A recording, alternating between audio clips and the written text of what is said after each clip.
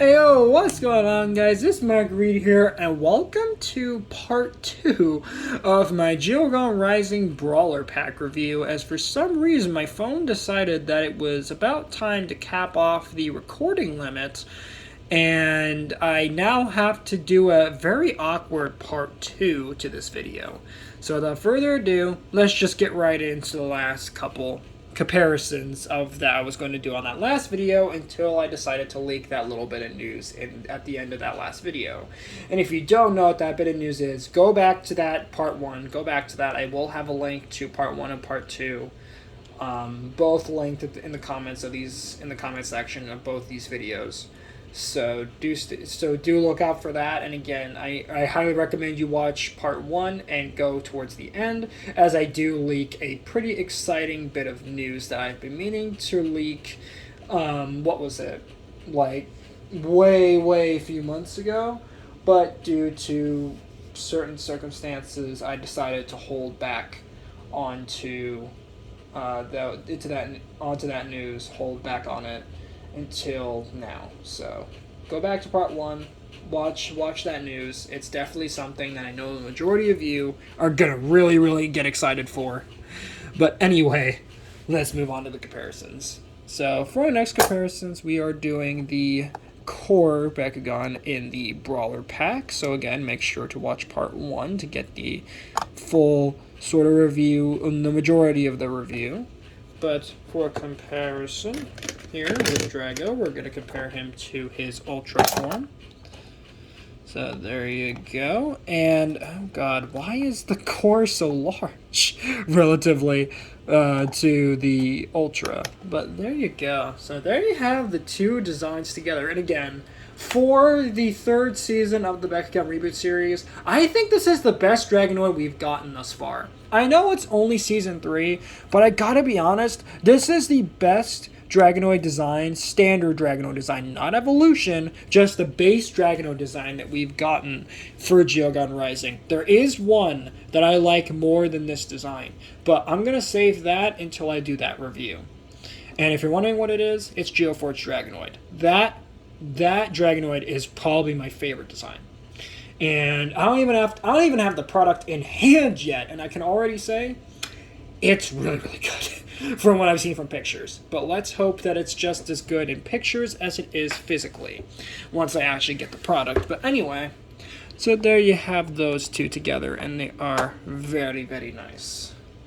So moving those two out of the way and trying not to break my elemental rare Dragonoid over here, as that would really stink.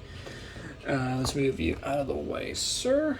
Let's bring in Pyrus Farascal Core.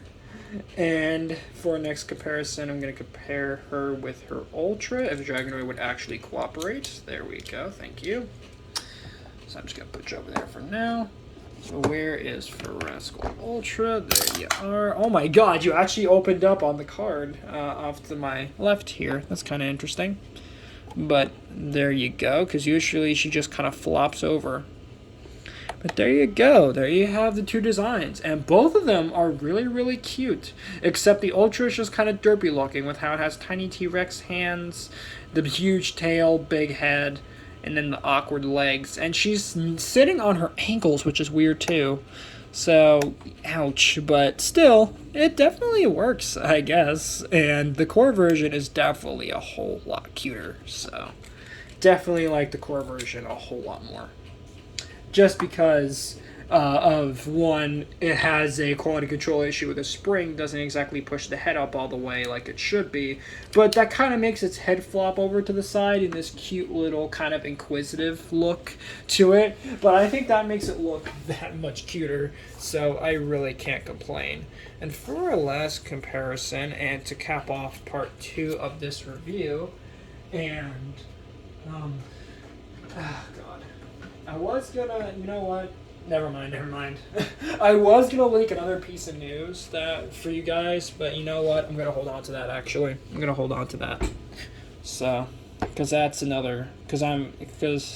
think I'm ready to make that public yet. But there you go.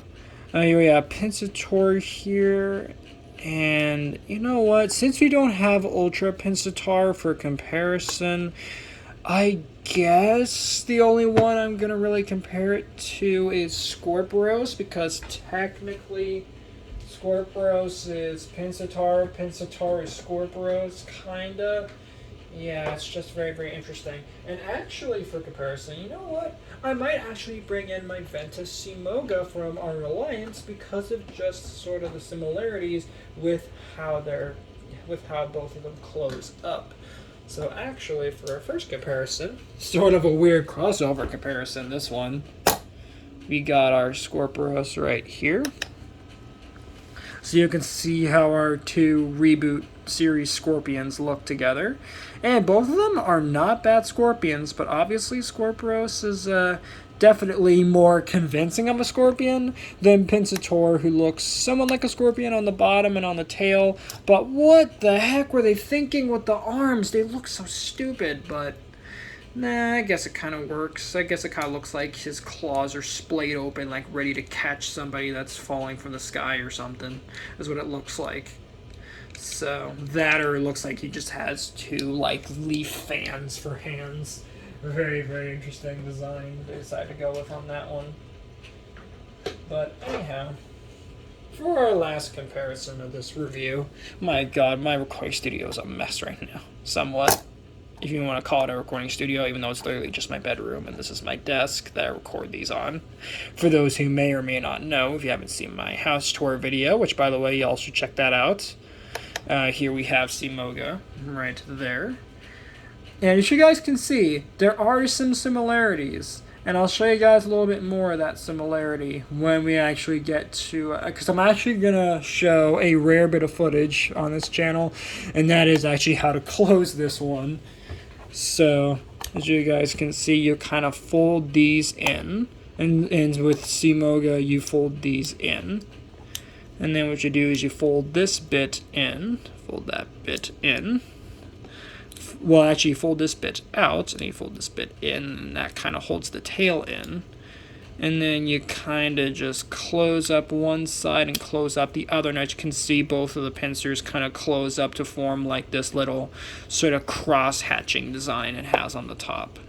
And similar with Simoga over here, you kind of hold the head in. These claws kind of close over the head like that. They sort of interlock like that. And then the tail just kind of flops up as well. Oh, wait, never mind. I think I did it backwards. Yeah, so you have to fold the head down, fold the tail up, fold the claws in. Or no, you fold the claws in, fold the tail up, and then you fold the flaps, side flaps in. There you go, and that's him closed. So with that all being said, that's going to wrap it up for this review on the Bakugan Geogan Rising Geogan Brawler Pack featuring Darkest Mutasect and Aquos Vibragon. Thank you guys so much for watching this review. If you guys enjoyed it, please make sure to drop a like on this video, subscribe if you're new, and ring that notification bell so that way you guys get notified for all my uploads. With all that being said, later Read Squad, and have a good one. Let's drop the phone.